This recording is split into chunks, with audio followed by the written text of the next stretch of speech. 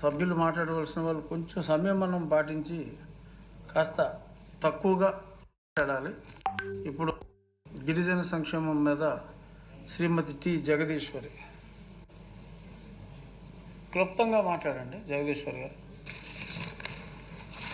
ధన్యవాదాలు అధ్యక్ష. గిరిజన సంక్షేమం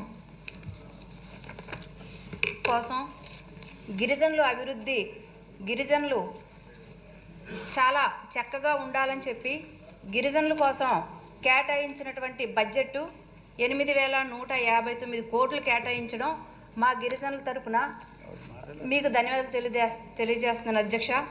అలాగే గిరిజనుల కోసం ఎంతో అభివృద్ధి చేయాలని చెప్పి గిరిజనులకి 200 యూనిట్లు ఎస్సీ ఎస్టీకి కేటాయించడం చాలా ఆనందం వ్యక్తం చేస్తున్నాం అధ్యక్ష. అలాగే ఐటీడీఎల్ ద్వారా మాకు ఏవైతే ట్రైకార్ లోన్లు కానీ లేదా డ్రిప్ ఇరిగేషన్లు కానీ ఇవ్వడం జరుగుతుంది కాబట్టి దాన్ని కూడా మరి ఆనందంగా మా గిరిజనులందరూ కూడా ఉన్నారు అధ్యక్ష.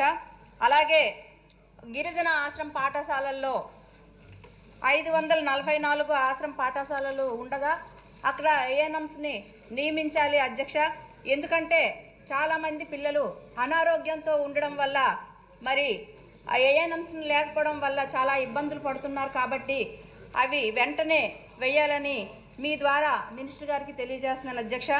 అలాగే ఫారెస్ట్ క్లియరెన్స్ కూడా గిరిజనులు రోడ్లు మాకు ఇవ్వడం జరుగుతుంది. కాకపోతే ఫారెస్ట్ క్లియరెన్స్ లేకపోవడం వలన చాలా ఇబ్బంది పడుతున్నారు అధ్యక్ష. కాబట్టి అవి కూడా క్లియరెన్స్ ఇస్తారని మీ ద్వారా తెలియజేస్తున్నాను అధ్యక్ష. అలాగే వైసీపీ ప్రభుత్వం వారు డిప్యూటీ సీఎం అయినటువంటి పాముల పుష్పశ్రీవాణి గారు ఆమె కాంపౌండ్ వాల్ కట్టుకోవడానికి 2019-20 సంవత్సరంలో మరి గిరిజనులకి ఉపయోగించవలసిన నిధులను ఆమె ప్రహరీ గోడకి ఉపయోగించుకోవడం జరిగింది అధ్యక్ష. దాన్ని కూడా పరిశీలన చేయవలసిందిగా మీకు కోరుకుంటున్నాను అధ్యక్ష. అలాగే మరి గురుకులాల్లో ఉన్నటువంటి ఆ పాఠశాలలన్నిటికి కూడా మరి మన ప్రభుత్వం వచ్చిన వెంటనే కాస్మెటిక్స్ అన్నీ ఇవ్వడం జరుగుతుంది. మరి అందరూ కూడా అప్పుడు ఆ రోజుల్లో గత ప్రభుత్వంలో ఎన్ని ఇబ్బందులు పడ్డారో గురుకులాల్లో ఉన్నటువంటి విద్యార్థులు మరి మేము కళ్ళారా చూడడం జరిగింది.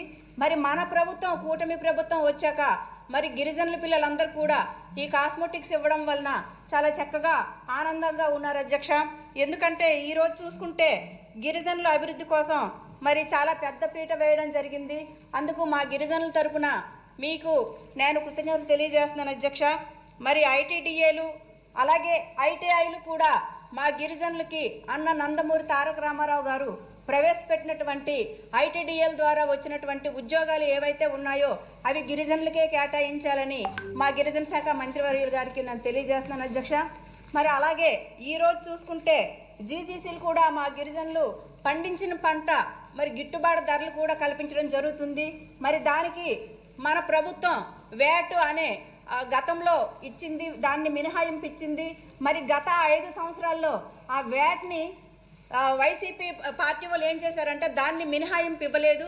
దానివలన చాలా రకాలుగా గిరిజనులు పండించిన పంట చాలా ఇబ్బందులు పడ్డారు. కాబట్టి దీన్ని కూడా ఇప్పుడు మనం మినహాయింపిస్తే గిరిజన ఏరియాలో ఉన్నటువంటి మద్దతు ధర ఏదైతే ఉందో దానికి కూడా గిట్టుబాటు ధర కల్పించడం జరుగుతుంది అధ్యక్ష.